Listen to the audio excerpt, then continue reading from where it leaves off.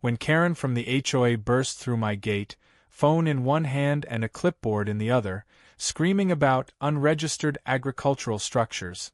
She had no idea she was about to step onto federal surveillance grounds in the middle of a months-long DEA sting operation. She pointed at my barn like she'd just spotted a terrorist cell operating under a chicken coop. I blocked her path, calm as ever, even as agents inside the barn started scrambling to shut off monitors and mute audio feed. Then she did what every HOA tyrant with too much time and zero context does. She called 911. "Yes, I'd like to report a suspicious man," she said loud enough for me to hear. "He's operating some kind of secret lab in a barn. And I think he just threatened me with a code violation." The dispatcher? One of my undercover agent. And her reaction? "Let's just say the phrase, ma'am, please step away from the federal operation," nearly made her drop her acrylic nails right into her crock. The thing is, I never wanted any trouble. That's why I chose this quiet, half-forgotten HOA community on the edge of nowhere. My job as a DEA agent demanded secrecy, silence, and the kind of low-profile environment where no one noticed anything unless it directly blocked their mailbox. I had moved here under the name Mike Thompson, bought a small house with a barn out back, and told nosy neighbors I restored vintage farming equipment. No one questioned me. Not until Karen got elected HOA president. Karen wasn't just an HOA president, she was a power-hungry mix of mall cop energy and daytime courtroom drama. She had lived 2 blocks down for years, but the moment she got her hands on a gavel and a flimsy folder labeled HOA Guidelines, she began her campaign of control. Grass an inch too high. Violation. Kids playing sidewalk chalk? Graffiti charges. Lawn gnomes? Contraband. But her real obsession? My barn.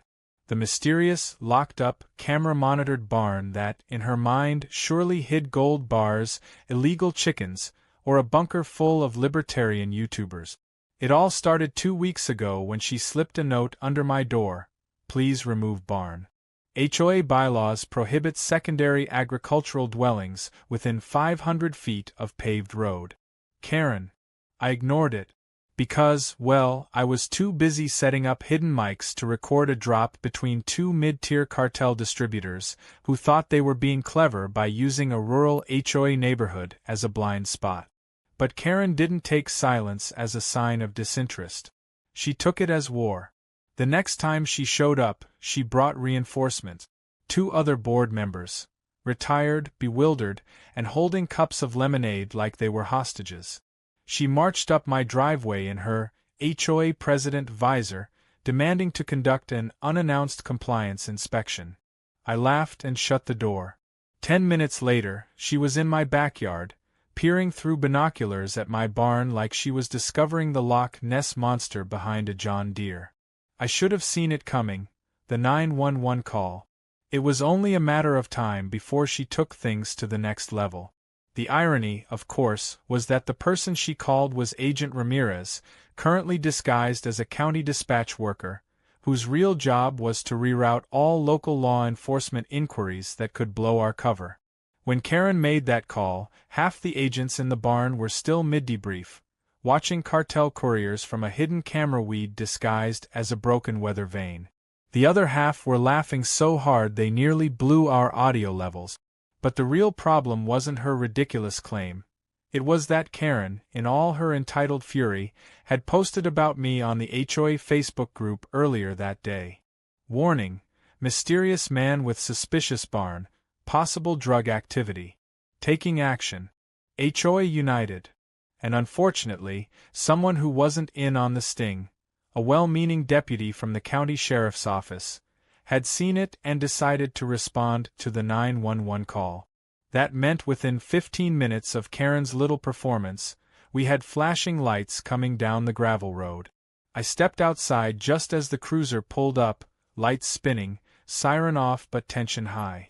The deputy stepped out, hand on his belt, clearly expecting something a little more Breaking Bad and a little less backwoods dad. Karen beamed like she'd just saved the world. "There he is," she shouted. "That's the barn guy. He threatened me when I tried to inspect it. Ma'am, the deputy said cautiously, you said he had weapons. Karen waved her hand. Well, I meant emotionally threatening. His tone was aggressive. And he said something about federal property, which we all know is impossible because this is HOA land. I took a breath, opened my wallet, and flashed my real badge. DEA. The deputy took a step back, eyes widening. Karen's mouth dropped open, then clamped shut like a rusty trap. You're what? DEA, I repeated. This barn? It's part of an active investigation. Your Facebook post? Already flagged by our cybersecurity team. You just walked into a restricted surveillance zone. Karen blinked, then tried to recover with the speed of someone realizing they just sued the IRS by mistake. You can't do that. This is my neighborhood. I pay dues. I have rights. And now, I said calmly, you're interfering with a federal investigation. You're going to want to stop talking. Inside the barn, I knew the team was shifting gears. Everything was going into damage control mode. And even though the drop hadn't happened yet, this kind of exposure could change the entire trajectory of the case. The cartel wasn't stupid. They had watchers. And if they sensed even a whiff of federal heat, they'd pull back, disappear, and someone else would pay the price. But right now, my problem wasn't the cartel. It was Karen, the woman who had just turned a high-level narcotics sting into an HOA dispute over barn zoning. As the deputy slowly began to process the scale of what he'd stumbled into, I looked Karen straight in the eye. You need to leave this property now. This isn't about your bylaws. This is about federal jurisdiction. And if you come back near that barn again, I will have no choice but to detain you for obstruction. Karen looked at me, then at the deputy, then at the barn, as if still deciding whether this was some elaborate prank. Then she turned and stormed off, muttering about lawsuits, news crews, and how this isn't over. She was right. It wasn't. Because in just 24 hours, everything was about to go completely sideways. And Karen? She was about to be at the center of one of the biggest undercover screw-ups the DEA had ever seen. The cruiser had barely pulled out of my driveway when I got the text. We've got a problem. It was Ramirez, watching everything from the feed truck disguised as a feed truck, basically a mobile command center wired tighter than a Las Vegas casino.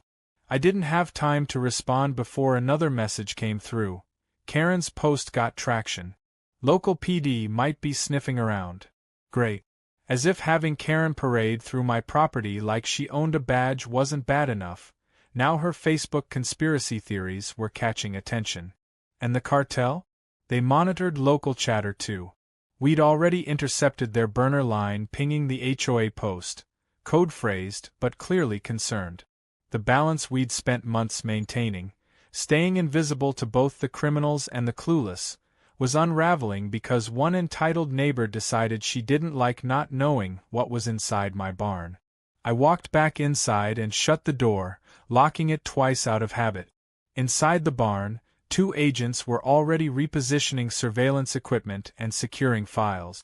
Another agent was packing up sensitive hardware in case we had to do a mobile evac.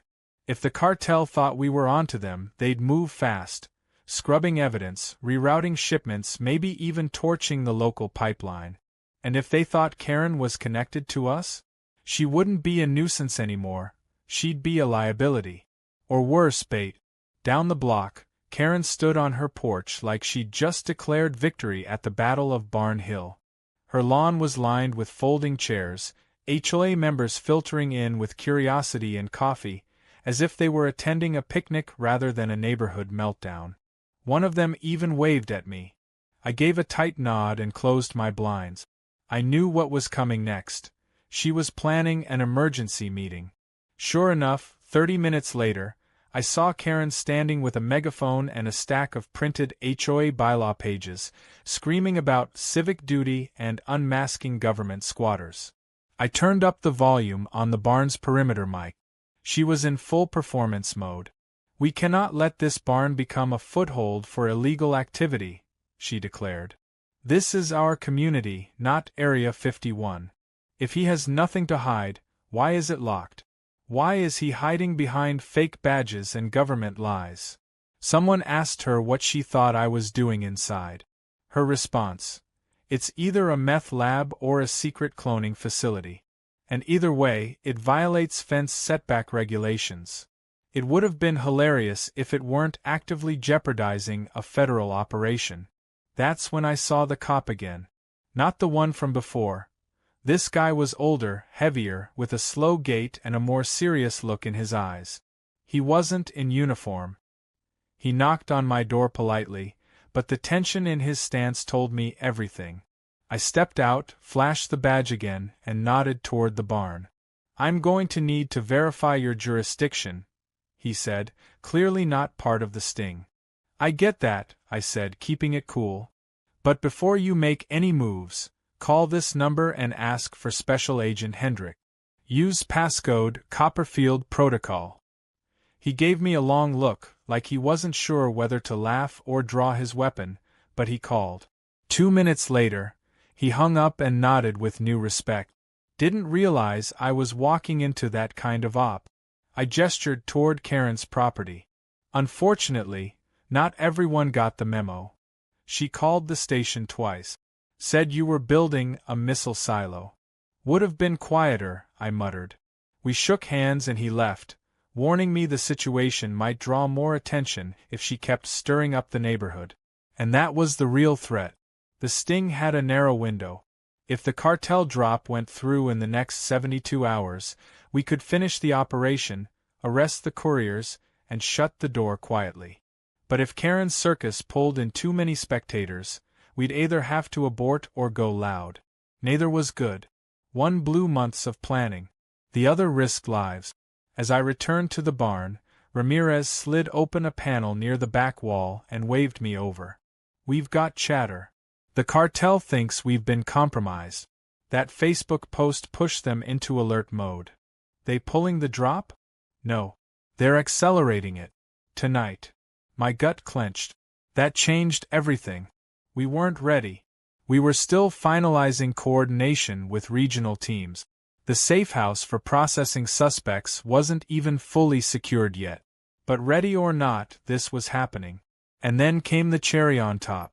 Karen's planning a bonfire, Ramirez added. What? She just announced it. HOA Community Unity Night. Starts in 3 hours. Guess where she's setting it up? I didn't have to ask. Of course it was next to the barn. Now we had a cartel moving up a drug drop and a gaggle of retirees planning to roast marshmallows 30 feet from where armed criminals would be exchanging duffel bags full of narcotic. We're going to have to play this careful, I said. Contain the bonfire crowd. Keep Karen away from the barn. Make sure the drop goes down clean. Ramirez nodded. We'll call in 2 more agents for the crowd. Blend in, pose as neighbors. You keep eyes on the barn and handle Karen. Me. You're the one she's obsessed with. If anyone can keep her out of the way, it's you. He wasn't wrong. But the thought of spending the next few hours distracting a woman who thought I was personally responsible for government tyranny made me want to reconsider the entire concept of federal employment. As the sun began to set, the front yard of my property transformed into something between a cookout and a town hall protest. Fold-out tables popped up, kids ran around with glow sticks, and Karen stood at the center like the queen of a collapsing empire. I stepped out, nodded at Ramirez, who was already disguised in a lawn chair, sunglasses on, drink in hand. Karen saw me and immediately made a beeline. I hope you're here to apologize, she said sweetly, in the same tone a cobra uses before it strikes. Just here to enjoy the night, I replied. Well, maybe you'll answer a few questions in front of everyone. Like what you're hiding in that barn. Would, I said. It's a barn. She narrowed her eyes. I know you're not who you say you are. And yet, I live here. Just like you. She tried to push past me, heading toward the barn. I blocked her, pretending to look casual. No admittance, Karen. It's my constitutional right. You're thinking of the Constitution of Facebook. She growled and stormed off, but not before pulling out her phone and whispering to someone. That's when I noticed the camera, disguised in the shrubbery near the edge of her lawn, pointed directly at the barn. "Ramirez," I whispered into my mic, "we've got a lens on us. We see it. Might be a live stream. From Karen. Looks too high quality. Could be cartel surveillance." Fantastic. Not only was the cartel watching, but they might think Karen was working with us. The night was falling, the fire was lit, the neighbors were roasting hot dogs, and somewhere in the dark, a convoy of cartel operatives was preparing to make their move. And Karen? Karen was planning a speech, right in front of my barn, about transparency, justice, and why she was the only thing standing between the neighborhood and total government overreach. God help us all. By morning, Karen had declared herself a local whistleblower. Her HOA Facebook post from the night before, complete with a blurry screenshot of the barn and a red circle drawn around what she claimed was a government-grade motion sensor, had over 300 comments. It had also been shared outside the neighborhood to local conspiracy pages with names like Truth Seekers USA and Deep State Unmasked. One of the commenters even claimed they saw black helicopters over the neighborhood, which, considering the DEA's current helicopter budget, was laughable. Another insisted the barn was a FEMA holding facility. It would have been hilarious if it weren't actively putting lives in danger. Karen, emboldened by her newfound internet fame, walked around that morning like a woman running for office. She wore a sash that said "Neighborhood Advocate," which she absolutely made herself, and carried around a binder labeled "Evidence." In it, according to an agent who managed to peek during a lawn chat, were screenshots of emails she had sent to local news stations, a badly photoshopped image of me shaking hands with someone in a hazmat suit, and about 15 printouts of maps showing barn locations overlaid with the phrase "coincidence." We were entering dangerous territory now, not because Karen posed any threat to the mission directly, but because she was drawing eyes we couldn't control. The more noise she made, the more likely it was that someone from the outside would blow our cover unintentionally. Or worse, the cartel would interpret it as betrayal and go dark. Our window was closing, and it was closing fast. To make matters worse, Karen had baked a pie.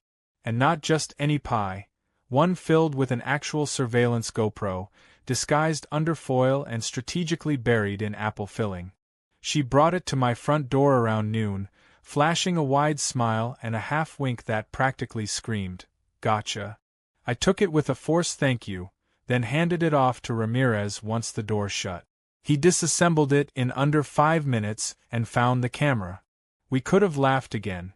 Her tactics were laughable, like amateur spy school, but this time the audio transmitter inside was actively sending. She wasn't just filming us, she was broadcasting. That moved her from annoying neighbor to legal liability. We needed to figure out what she knew, who she might have spoken to, and how much more damage she could cause before tonight's operation. Things took a further dive when Karen called a special HOA meeting, emergency session, of course, under the title Public Safety and the Mystery of Barn 14. She held it at the local rec center. I showed up, not because I wanted to, but because I had to know what she was about to say to the 50-plus residents who now thought I was either a rogue scientist or a war criminal.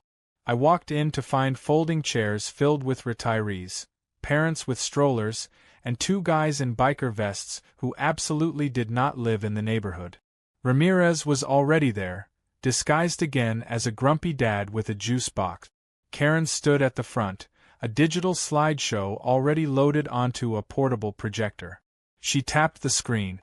The first slide was a blown-up image of my barn, filtered black and white, with the words, "What's he hiding?"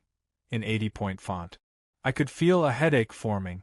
She started her presentation with dramatic flair, walking slowly between slides, voice rising like she'd practiced in front of a mirror. "Fellow residents," she began, "what would you say if I told you a secret operation was happening just 2 houses down from your children? What if I told you government agents were monitoring our every move, using your HOA dues to cover their power bills. I had no idea how she made that last one up, but several heads nodded like it made sense. Slide after slide, she unraveled her twisted theory. Government mind control. Property seizure. She even threw in weather manipulation for good measure. Ramirez leaned toward me and whispered, "If she accuses us of building a tornado machine, I'm walking out." I wanted to laugh, but the situation was now undeniably unstable. When Karen finally got to the call to action slide, she turned and pointed directly at me. "We demand access to the barn. Full inspection. Immediate transparency. We, the HOA, have the right to know what's going on under our noses." Half the crowd clapped. A few cheered. One man yelled something about fluoride. That was my breaking point. I stood slowly, made my way to the front, and turned toward the crowd. I didn't flash my badge, didn't pull rank, didn't even raise my voice. I just looked at them and said the truth, at least the fraction of it I was allowed to say. Everything inside that barn is legal. More than that, it's necessary. You don't need to know what's in there because if you did, you'd be a target. Not by us, by people who don't knock on doors before they shoot through them. Karen doesn't know what she's playing with. But if you let her continue to stir this pot, someone innocent is going to get burned. And that someone might be her. The room fell into a hush. Not everyone believed me, but enough of them paused. Enough started questioning whether Karen's crusade had gone too far. Karen's face turned crimson. She tried to argue, but the crowd was no longer fully with her. Still, she wasn't done.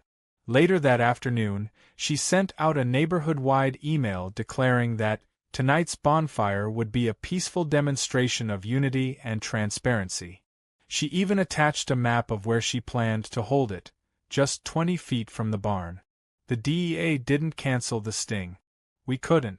The cartel drop was still scheduled for 9 p.m. We had less than 6 hours to prepare for what would now be one of the most logistically insane busts we'd ever attempted, an undercover drug operation in the middle of a suburban HOA block party. The agents pulled together a plan. Ramirez and 2 others would embed in the crowd. One of our female agents would pose as a new neighbor and keep Karen distracted. I'd remain near the barn to monitor incoming signals and trigger lockdown if anything went sideways. The feed truck would run aerial drones for backup, and if the cartel couriers deviated, we'd have 30 seconds to pivot before the whole thing either went up in flames or got someone killed.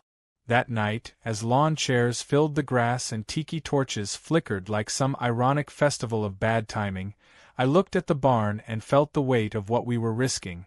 Karen was out there, drinking a wine cooler and loudly telling someone how she once reported her cousin to the IRS for leaving grass clippings in the street.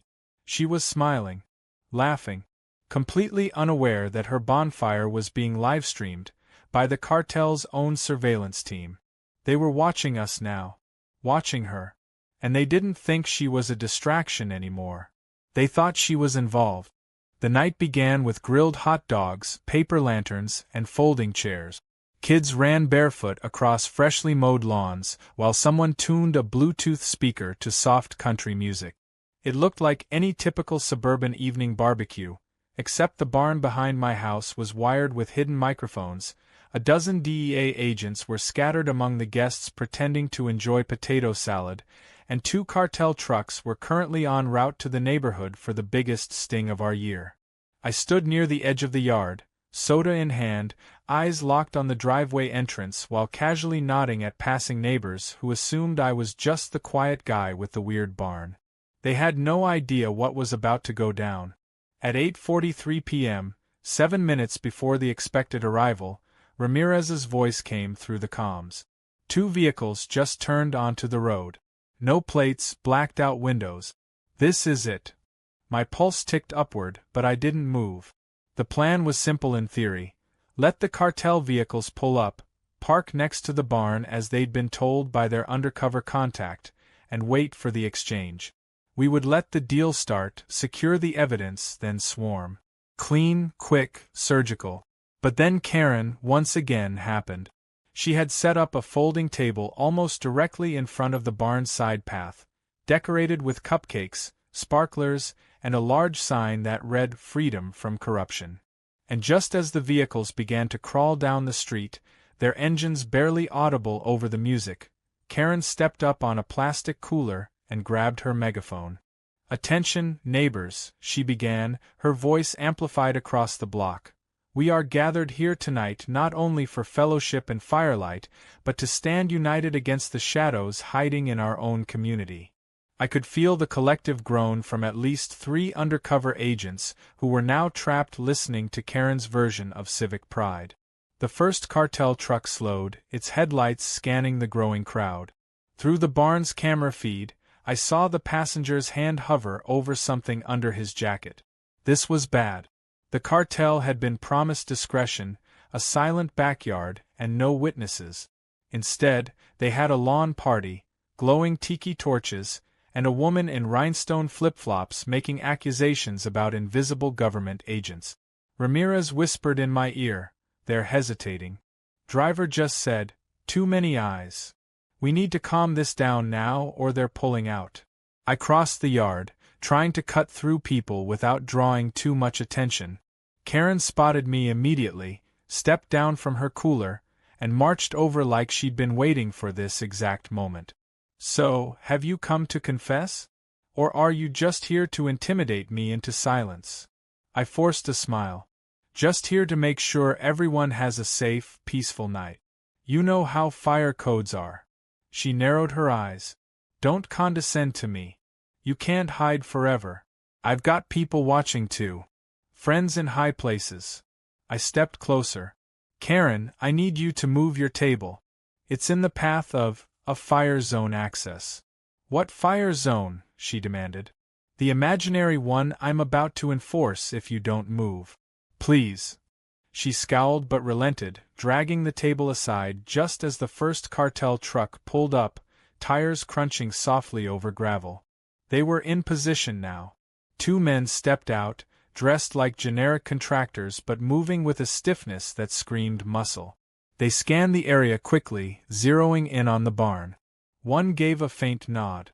I activated the first marker, just a quick ping in the earpiece letting the team know the suspects had arrived. Then all hell broke loose. From across the lawn, a teenager, probably one of the neighbor's kids, set off a string of illegal fireworks. Loud, popping bursts filled the air, sending people cheering and clapping. But to the cartel, that sound wasn't celebration. It was gunfire. One of the men at the truck ducked, pulled his jacket back, and revealed a weapon. His partner yelled something in Spanish and reached into the truck bed. Ramirez's voice barked in my ear. "Go now. Go now. Go now." I dropped my soda, ran to the barn, and hit the signal. DEA agents erupted from cover like clockwork. 2 near the grill tackled the first cartel member. Another, hiding in a fake cooler cart, swept out with a taser and dropped the second man before he could reach his weapon. Screams filled the air. Folding chairs flew. Karen shrieked and ran the opposite direction, clutching her binder like it was a holy artifact. One woman fainted into a kiddie pool. But it wasn't over. As the scene devolved into chaos, Karen tried to make a break for it, not away from danger, but toward the barn. Either she thought it was finally her moment to expose the truth, or she was just in full panic mode. Either way, she reached the barn side entrance and yanked the door, only to trigger a motion sensor that deployed our emergency drone net. 1 second, she was mid-sprint. The next, a tightly packed mesh shot out, wrapped around her arms and legs, and sent her tumbling onto the grass like a deer caught in a volleyball net. Everyone froze. The remaining cartel driver, stunned by the flying Karen, gave up instantly, raising his hands as agents swarmed him. After the dust settled, neighbors were herded inside, agents began processing evidence, and the cartel suspects were loaded into black vans. I stood over Karen, who was still wrapped in netting, glaring at me with fire in her eyes. "You assaulted me," she hissed. "You trespassed on a federal operation," I replied. "I was trying to protect this neighborhood." You almost got yourself shot. She struggled against the netting. Is this being recorded? Everything is being recorded, Karen. Everything. That part wasn't a threat, it was a warning. Because by morning, the footage of her dramatic collapse had already made its way onto social media. A neighbor had caught the whole thing on their phone and uploaded it under the title, Karen vs. the Government. Net wins. Within hours, it had gone viral. But as the cleanup wrapped up and I filed my final report of the evening, something unexpected happened.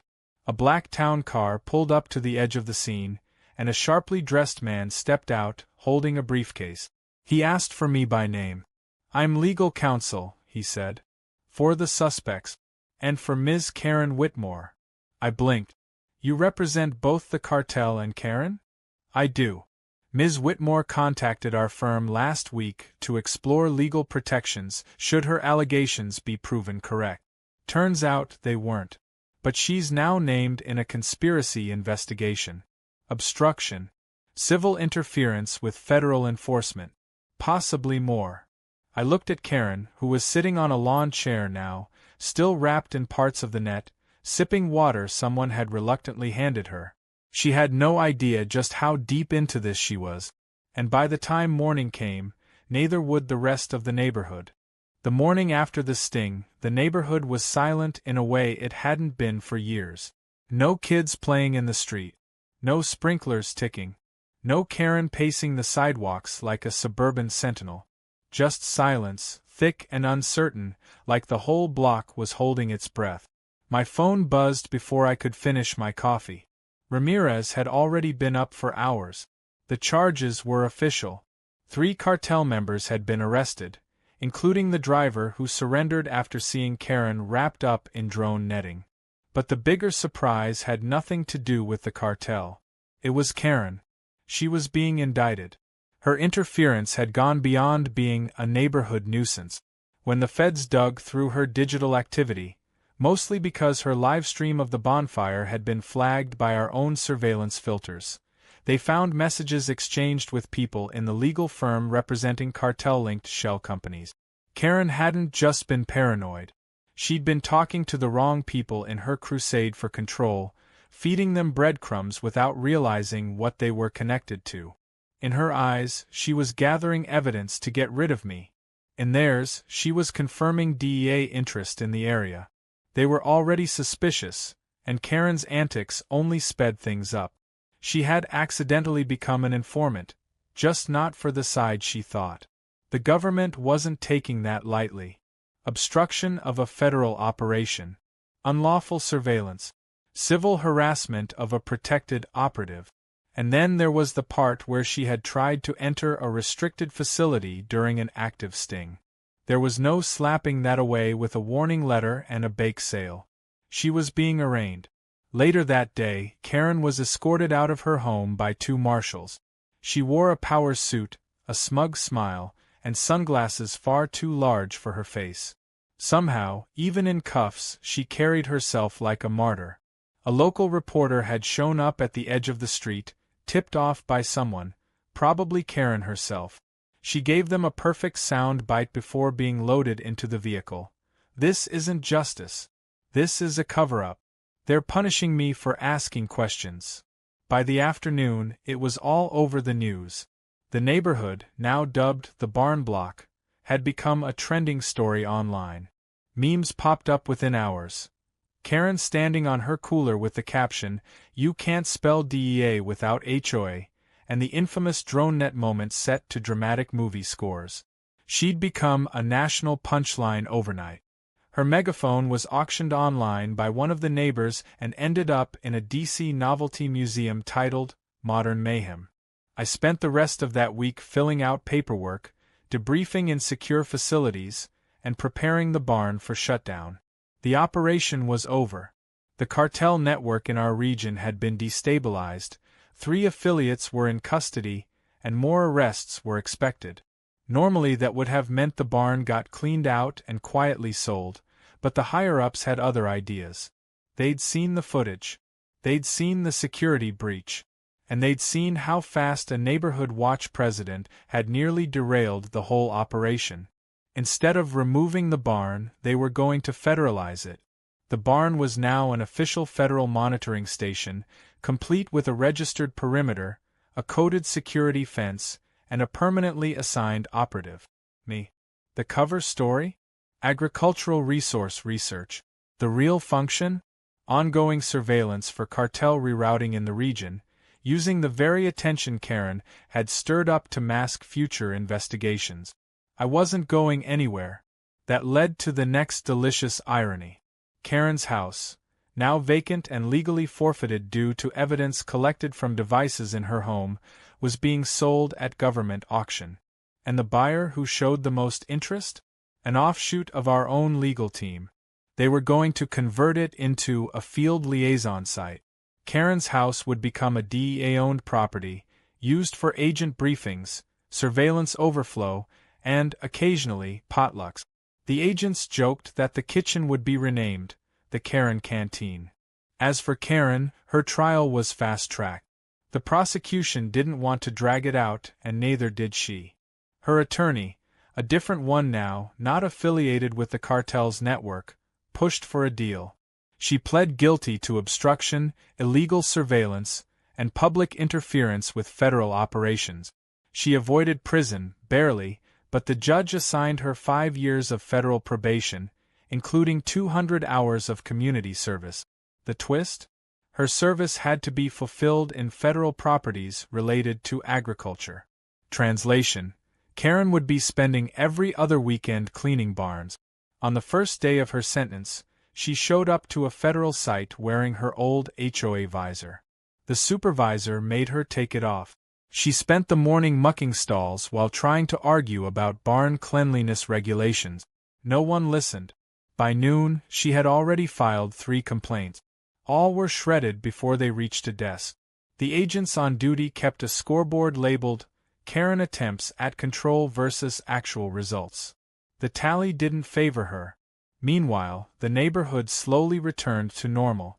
The fire pits were extinguished, the lawn chairs packed away, and the talk around the block shifted back to things like hedge trimming and school start times. Still, some of the neighbors couldn't resist poking fun. A few changed their Wi-Fi names to Federal Barn Zone or Karen Watch HQ.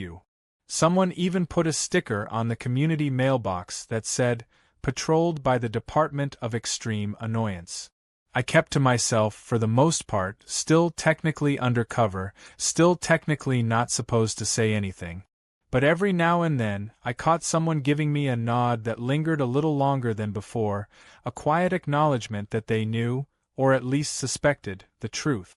And for the first time, it didn't bother me. The operation was done. The threat was neutralized. And Karen? She was scrubbing buckets with a toothbrush somewhere outside of town. Then, about 2 months later, a letter arrived. No return address. Inside, a single typed page. It read, "My name is Karen Whitmore. I am requesting a presidential pardon for the charges filed against me, and permission to start a new homeowners association in my facility." Attached was a mock-up of a prison flyer titled, Prison HOA Weekly. Her cellmates, apparently, had nominated her president. I laughed so hard I nearly dropped the letter into my coffee. Karen hadn't changed. Probably never would. But for once, her power trip came with real consequences. And this time, the barn door was firmly shut.